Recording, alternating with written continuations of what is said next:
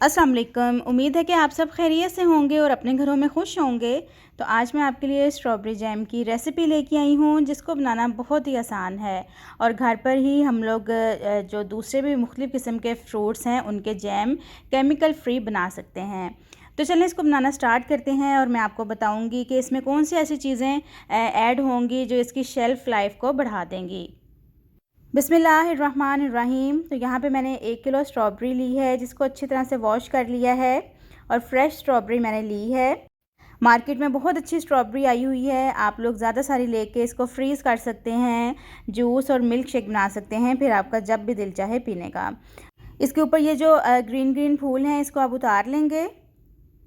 अब इसको ब्लेंडर में डाल के ब्लेंड कर लेंगे। इसके अलावा और भी बहुत सारे तरीके हैं जिस तरीके से जैम को बनाया जा सकता है, लेकिन मैं सबसे आसान तरीका आपके साथ शेयर कर रही हूँ। तो सारी जो स्ट्रॉबेरी है वो हम लोग इस जग में डाल के इसको ब्लेंड कर लेंगे। अच्छा, इसमें पानी डालने की बिल्कुल भी कोई ज़रूरत नहीं है और ना ही पानी इसमें डालना है। स्ट्रॉबेरी पल्प तैयार हो गया है। अब इसको किसी पैन में निकालते हैं और नेक्स्ट स्टेप की तरफ चलते हैं।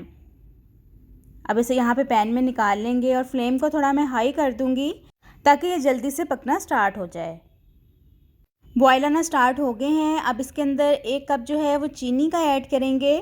थोड़ा थोड़ा करके ही मैं इसमें शामिल कर रही हूँ, लेकिन इसमें पूरा 1 कप चीनी का जाएगा। बाज़ार वाला जो जैम मिलता है उसमें वो केमिकल यूज़ करते हैं, वो चीनी ऐड नहीं करते इसको मीठा करने के लिए, लेकिन हम लोग तो घर पे बना रहे हैं, इसलिए सारी ही ऑर्गेनिक चीज़ें हम इसमें इस्तेमाल करेंगे। कोई भी केमिकल वाली चीज़ इसमें हम लोग नहीं डालेंगे। तो चीनी सिर्फ मैं 1 कप ही इसमें डालूँगी भरकर। तो मैं आपको ये भी बता दूं कि इसमें जितनी मर्ज़ी आप चीनी डाल लें, लेकिन थोड़ी सी जो इसमें खटास है वो बाकी रहेगी। तो इसलिए 1 किलो स्ट्रॉबेरी के लिए 1 कप भर के चीनी का जो है वो इस रेसिपी के लिए परफेक्ट है। मीडियम फ्लेम पे ही मैं इसको बना रही हूँ। तो यहाँ पे मैंने 3 नींबू का रस लिया है जो इसके अंदर डाला है, ताकि जो जैम है वो जल्दी ख़राब ना हो। तो अब इसको और पकने देंगे। अभी ये थोड़ा गाढ़ा हो जाएगा, कलर भी थोड़ा सा इसका चेंज हो जाएगा, वो भी डार्क हो जाएगा। तो यहाँ पे इसको पकते हुए तकरीबन 20 मिनट होने वाले हैं। तो इसकी कंसिस्टेंसी आप देख सकते हैं। अब मैंने यहाँ पे इसको एक बॉल में निकाल लिया है ताकि मैं चेक करूँ कि इसकी जो कंसिस्टेंसी है वो कितनी हार्ड है। तो थोड़ी देर साइड पे मैंने रखा है। तो ये देखें, अब मैं इसको थोड़ा सा उल्टा करके बॉल को देख रही हूँ, तो जो जैम है वो नीचे को नहीं आ रहा है। इट मीन्स कि जैम जो है वो तैयार हो गया है, इसमें कोई भी पानी वगैरह नहीं है। तो फ्लेम को मैंने ऑफ़ कर दिया है और अब इसको किसी बॉल वगैरह में निकाल लेंगे ताकि ये ठंडा हो जाए। उसके बाद ही इसको किसी एयर टाइट जार में, शीशे के जार में हम लोग शिफ्ट करेंगे। अगर आपने अभी तक मेरे चैनल को सब्सक्राइब नहीं किया है तो मेरे चैनल को सब्सक्राइब कर दें और बेल आइकन के बटन को लाजमी प्रेस कीजिएगा ताकि मेरी हर नई आने वाली वीडियो का नोटिफिकेशन आपको मिल सके। तो आप इसकी कंसिस्टेंसी भी देख सकते हैं। अब ये ठंडा होकर ना थोड़ा सा और भी थिक हो जाएगा।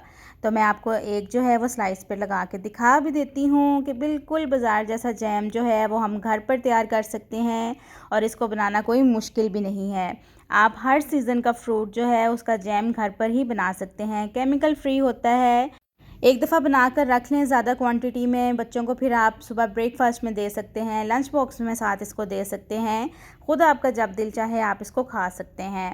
तो बच्चों को तो ये रेसिपी बहुत पसंद आने वाली है। आप लोग भी एक दफ़ा लाजमी इस रेसिपी को ट्राई करिएगा और मुझे कमेंट्स में लाजमी बताइएगा कि कैसी लगी है आपको ये रेसिपी। और आपने इसको स्टोर करने के लिए शीशे का एयर टाइट जार लेना है। कोशिश करें कि प्लास्टिक वगैरह का जार ना हो, तो फिर ही ये सही भी रहेगा। और जिस जार में आप इसको ट्रांसफ़र करें वो बिल्कुल ड्राई होना चाहिए। रेसिपी अच्छी लगी तो लाइक शेयर कर दें। तो चलिए नेक्स्ट वीडियो में मुलाकात होती है। अल्लाह हाफ़िज़।